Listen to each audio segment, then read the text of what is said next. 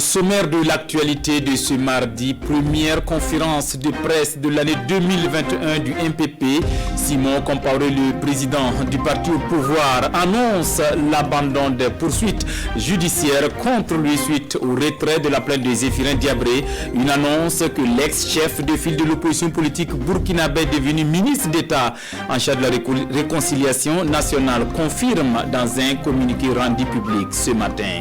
À suivre également à la une, la production maraîchère dans la région du Nord. Les producteurs risquent gros cette année, conséquence d'un déséquilibre entre l'offre et la demande. Fruits et légumes attendent preneurs en cette période de récolte.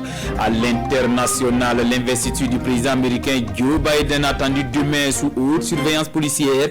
25 000 soldats de la garde nationale seront déployés sur la zone rouge. Des manifestations sont également prévues et la FBI en alerte. Voilà pour le menu de ces 13h. Mesdames et messieurs, merci de nous suivre. Avant de développer ces titres, direction la primature. Le chef du gouvernement a reçu ce matin le secrétaire exécutif du comité interparlementaire du G5 Sahel, Jean-Marie Traoré, nommé il y a à peine un an, vient prendre conseil auprès du Premier ministre pour mieux réussir sa mission. Propos du secrétaire exécutif du comité interparlementaire du G5 Sahel à sa sortie d'audience, Jean-Marie Traoré est au micro de Amandine Larzaga. Aujourd'hui, pour moi, c'était important de venir me présenter, mais aussi partager l'actualité du comité interparlementaire G5 Sahel. Depuis la prise de service, on peut retenir qu'il y a un parcours assez important qui a été fait grâce à la détermination, à l'engagement des parlementaires des différents pays, malgré un certain nombre de difficultés. Vous savez que le Parlement du Mali a été dissous, c'est tout récemment que le CNT a été mis en place. Mais malgré ces difficultés, nous avons quand même pu avancer, notamment dans l'effectivité de la mise en place du secrétariat exécutif qui est basé à Niamey et qui essaye d'apporter un accompagnement technique et administratif aux organes du comité interparlementaire G5 Sahel. Donc, au niveau des documents qui encadrent l'ensemble des interventions du comité interparlementaire, mais aussi ses rapports avec le G5 Sahel même, nous avons aussi pu faire un certain nombre de pas. Et aujourd'hui, je peux dire que l'institution est fin prête.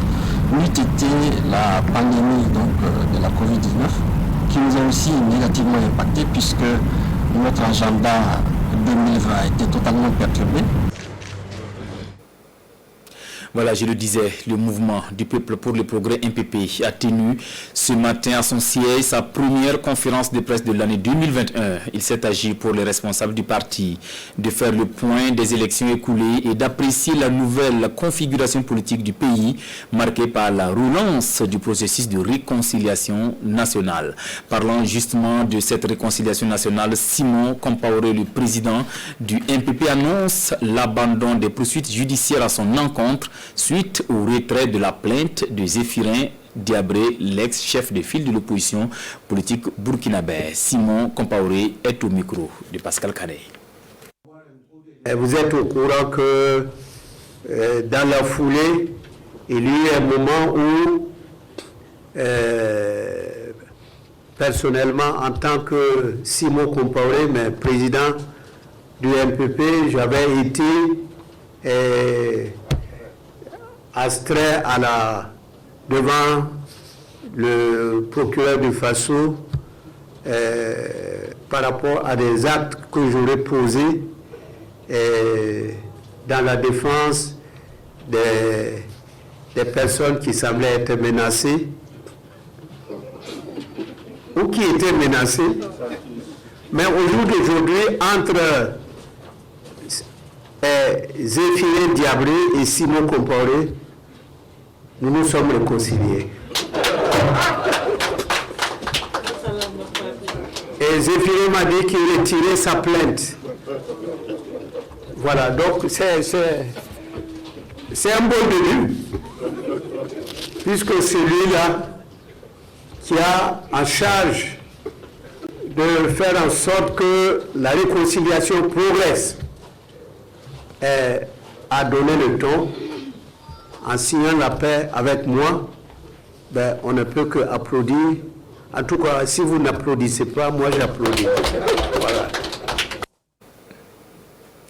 Voilà, justement dans un communiqué de presse, Zéphirin Diabré, le président de l'UPC, ministre d'État auprès de la présidence du Faso, chargé de la réconciliation, d'y avoir demandé à son avocat d'engager les démarches pour le retrait de sa plainte à l'encontre de Simon Compaoré pour affaire de port illégal d'armes. À l'époque, Simon Compaoré était ministre de la Sécurité. Dans ce journal, vous entendrez également des dissidents de l'UPC aujourd'hui sous la casquette du MODEM, le mouvement démocratique, parti de la majorité. Le MODEM, face à la presse ce matin à Ouagadougou, annonce la tenue de son premier congrès extraordinaire les 22 et 23 janvier prochains sous le thème ensemencement d'une véritable démocratie et stratégie endogène pour la conquête des municipalités. Ce congrès se veut également un cadre de restructuration du parti. Lassina Ouattara, Sékou Zongo. Le mouvement démocratique MODEM tient son premier congrès extraordinaire les 22 et 23 janvier prochains à Ouagadougou. C'est la principale information de cette conférence de presse. Le MODEM est un jeune parti en structuration et la tenue de ce congrès se veut un tremplin pour faire du MODEM un parti responsable et qui compte dans l'échiquier politique burkinabé selon les conférenciers. Lors de ce congrès, des résolutions, des motions et des recommandations seront prises et nous procéderons aux amendements et à l'adoption des textes fondamentaux de notre parti. De ce congrès, nous attendons de bonnes stratégies politiques innovantes et endogènes pour aller à la conquête des municipalités pour l'enracinement de la démocratie à la base. À travers ce rendez-vous, le MODEM affiche son ambition de gérer des exécutifs locaux à l'issue des prochaines élections municipales. Quelle lecture des conférenciers sur l'entrée de l'UPC dans la majorité présidentielle? Pour le vice-président du parti, Zéphirin Diabré a le profil du réconciliateur, mais il lui faudra s'entourer d'autres valeurs. Même si cela va étonner certains, nous apprécions de façon positive la participation de M. Zéphirin Diabré dans le gouvernement actuel. D'autant plus que le poste pour lequel il a été nommé, il a là fait un cheval de bataille. Je me souviens très bien, nous avons pendant de longues heures, pendant de longs jours discuté de ce thème. Et je suis convaincu que M. Zéphirin Diabré a de la ressource intellectuelle par rapport justement à cette question de réconciliation nationale et de cohésion sociale. Et d'ailleurs, nous profitons de l'occasion pour dire que nous avons un profond respect pour ces idées. Mais il va sans dire que seules les idées, en tout cas, ne permettront pas de réussir une mission. Il faut également que d'autres valeurs du point de vue intrinsèque puissent être associées aux grandes idées que M. Zéphirin Diabré peut avoir. Il faut dire également qu'il faudra bien que les Burkinabés, l'ensemble des Burkinabés puissent le comprendre et le soutenir dans cette démarche. Pour les conférenciers, le président du Faso a à cœur la question de la réconciliation nationale et le MODEM, par cette conférence de presse, réitère son soutien indéfectible au chef de l'État et réaffirme son appartenance à la majorité présidentielle. Autre point de l'actualité, un atelier de capitalisation des actions du projet d'appui au processus électoraux du Burkina Faso s'est tenu hier dans la cité du Cavalier Rouge, donc à Koudougou. Les volontaires des Nations Unies nationaux et communautaires, des membres de la Commission électorale nationale indépendante et des représentants du programme des Nations Unies pour le développement se félicitent du bon déroulement du double scrutin de novembre 2020. Amadou Ilboudo et Sékou Zongo, compte rendu. Le projet d'appui aux processus électoraux du Burkina Faso, PAPE-BF, satisfait de la contribution des volontaires des Nations Unies nationaux et communautaires lors du double scrutin de novembre dernier. À travers cet atelier, le PAPE reconnaît des difficultés inhérentes à toute organisation, mais retient le rôle essentiel de leurs experts aux côtés des démembrements de la Commission électorale nationale indépendante. Nos venus ont été très actifs, aux côtés bien sûr des démembrements de la CENI, pour leur venir en aide. Et personnellement, je suis très satisfait du comportement de ces 109 collègues sur le terrain pendant cette période. Également, ce projet qui a été mis en place par le PNUD a apporté l'appui nécessaire. Cette rencontre de capitalisation réunit 49 volontaires des Nations Unies nationaux et 60 volontaires des Nations Unies communautaires. Le projet d'appui aux processus électoraux du Burkina Faso restera actif jusqu'à la fin de l'année. Il compte de ce fait rester aux côtés de la CENI et des autorités burkinabées pendant les élections municipales à venir, selon le représentant résident du PNUD. Je le disais en début de journal, c'est l'heure de la production maraîchère dans la région du Nord. Cette période rime habituellement avec de bonnes affaires pour les acteurs de la filière, mais c'est l'inverse cette année. Dans les jardins et sur la place du marché, producteurs et vendeuses regrettent la morosité du marché. Abbas Traoré et Karim Bikianga, reportage. En pleine campagne sèche, comptant pour les prix d'assaut par des producteurs maraîchers. Ils rivalisent de spéculation dans ce village de Gompossom, à 20 km de Yako. C'est même l'heure de la récolte pour des spéculations comme l'aubergine, le piment et la tomate. Les exploitants devraient se frotter les mains, mais non, cet espoir est différé. Il n'y a plus de marché. Sinon, le seau coûtait 3500 francs CFA.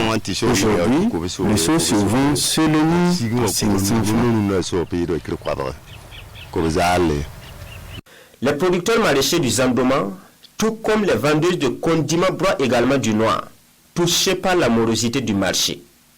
L'offre dépasse la demande, foi des acteurs, et la conservation étant quasi impossible sur place, il faut baisser les prix pour liquider. Actuellement, nous cherchons à rembourser les dépenses par des bénéfices. Avant, pour 1 million de francs CFA dépensé, tu peux gagner 3 millions. Pour avoir 3 millions aujourd'hui, il faut investir au moins 1,5 million.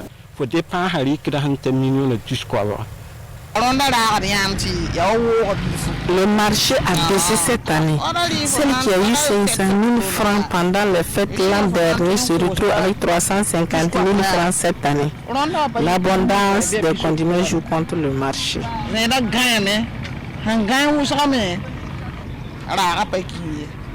Tous croisent alors les doigts pour le retour du marché. En attendant, il faut sauver ce qui peut l'être.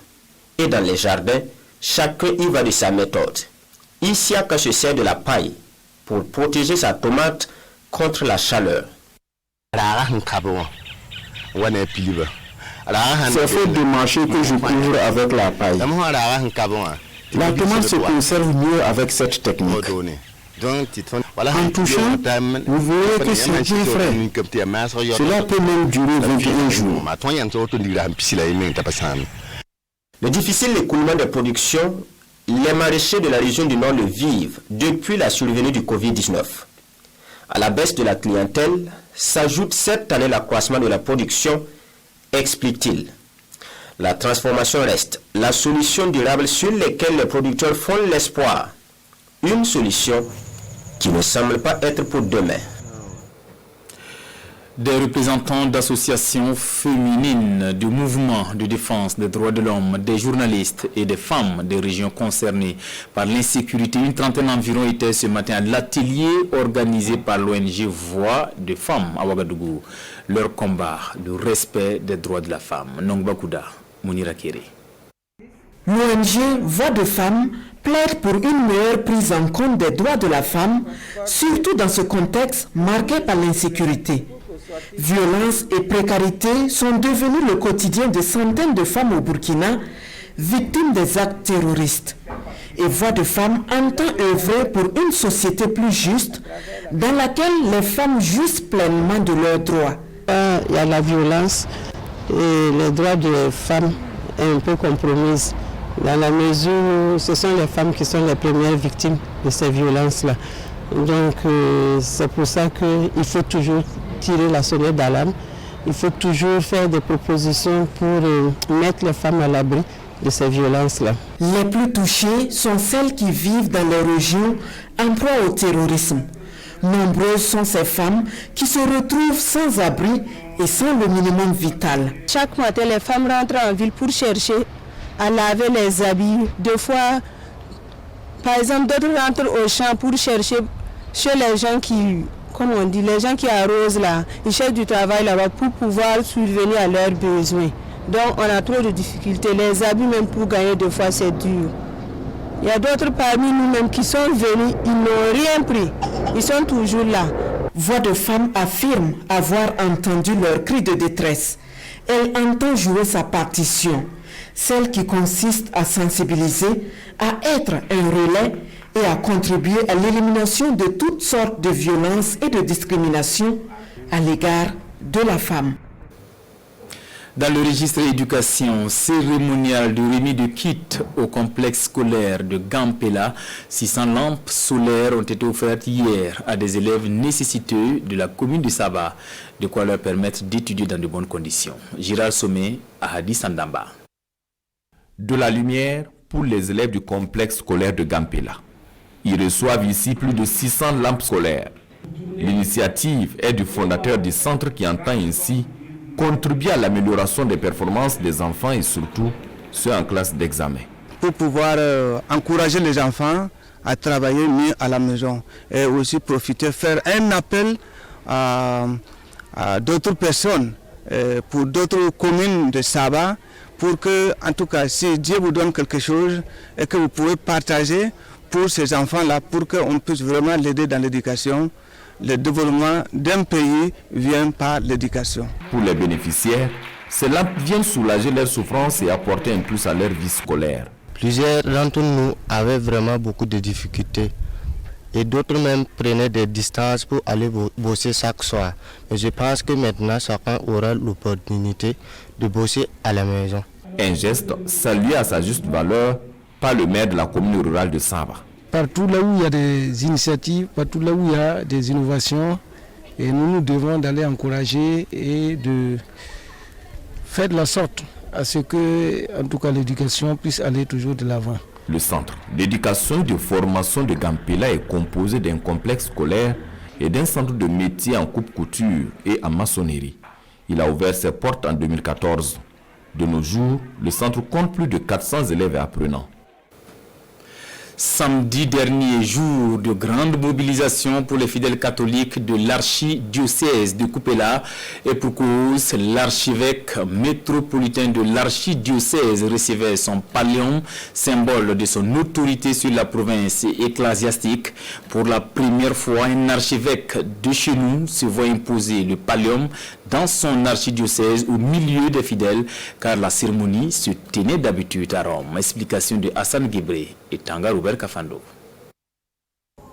Au nom du pape François, le nonce apostolique impose le pallium sur les épaules du nouvel archevêque métropolitain de l'archidiocèse de Kupela. Installé il y a un an, presque jour pour jour, Monseigneur Gabriel Sayaougo entre officiellement dans ses prérogatives pour porter sa charge épiscopale, et c'est devant la haute hiérarchie de l'Église catholique et des fidèles réunis à ses côtés.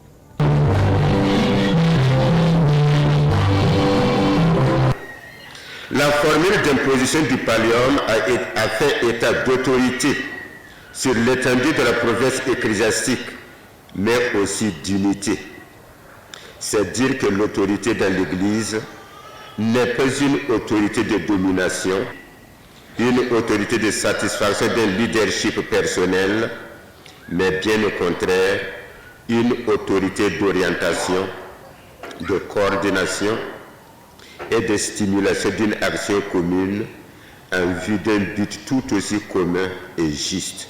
Dans la tradition de l'Église catholique, le pallium est porté sur les épaules du nouvel archevêque au Vatican par le pape lui-même, une tradition revue non seulement à cause du Covid-19, mais aussi pour permettre aux fidèles de participer à l'événement solennel consacré à leur pasteur.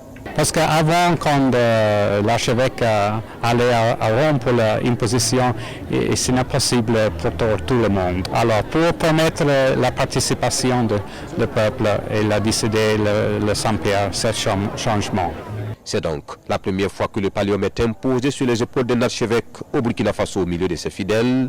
Un bon signe pour sa mission, selon Monseigneur Gabriel Sayaogo. Dans l'actualité internationale, le président américain Joe Biden sera investi demain, une investiture sous haute surveillance policière car des manifestations des républicains sont prévues mercredi dans plusieurs villes du pays.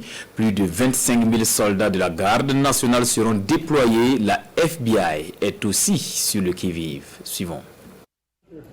Signe de la tension qui règne à Washington, la répétition de la cérémonie d'investiture a été brutalement interrompue ce lundi. Tous les participants courent se mettre à l'abri, mais tout cela ne s'est avéré être qu'une fausse alerte. À moins de 48 heures de la cérémonie d'investiture de Joe Biden, la capitale américaine se barricade dans une certaine fébrilité. Des milliers de soldats de la garde nationale ont été déployés et ils seront jusqu'à 25 000 mercredi pour protéger une large zone rouge allant de la colline du Capitole à la Maison-Blanche. Impossible d'y circuler, hormis pour certains véhicules autorisés. Et afin de limiter tout risque, le FBI a même décidé de contrôler les antécédents des réservistes qui seront déployés mercredi. Chaque garde prête serment de défendre la Constitution contre les ennemis étrangers ou nationaux. Et certains ennemis sont parfois plus proches qu'on ne le croit. Les autorités restent traumatisées par l'attaque du 6 janvier contre le Capitole. Près de 70 manifestants pro-Trump ont été inculpés, parmi eux 2 policiers. La cérémonie d'investiture de Joe Biden se déroulera donc mercredi devant un parterre d'invités limité et sans large public. On referme cette édition avec la revue de presse. Les parutions du jour font une part belle au séminaire gouvernemental qui a eu lieu hier. Info à lire à la une des quotidiens. Ahadi Sandamba. Séminaire gouvernemental, les ministres à l'école affichent à sa une le journal Le Pays. C'est un séminaire où les ministres sont considérés comme des apprenants qui doivent savoir comment faire le travail gouvernemental, comment faire en sorte que les choses se passent dans les règles de l'art pour atteindre des objectifs, explique le ministre Ouseni Tamboura, avant d'ajouter que le gouvernement peut désormais aller de façon décontractée et rassurée au premier conseil des ministres prévu pour ce mercredi. Information relayée dans les colonnes du journal. Pour l'Express du Faso, l'équipe d'Abiré 2 est prête à entrer en action. Sur la question, le quotidien Bobolais nous informe que les membres de l'exécutif ont appris du secrétaire général du gouvernement les grands principes du fonctionnement d'un gouvernement. Mais qu'en est-il du suivi de l'action gouvernementale, s'interroge pour sa part aujourd'hui au Faso. Réponse du journal, les membres de l'exécutif burkinabé peuvent s'appuyer sur 3 indicateurs: la continuité de l'action gouvernementale, l'implémentation de nouvelles réformes et le renforcement des acquis de développement. Le journal, le quotidien, quant à lui, précise: les ministres doivent faire preuve d'exemplarité, d'efficacité et d'écoute des populations.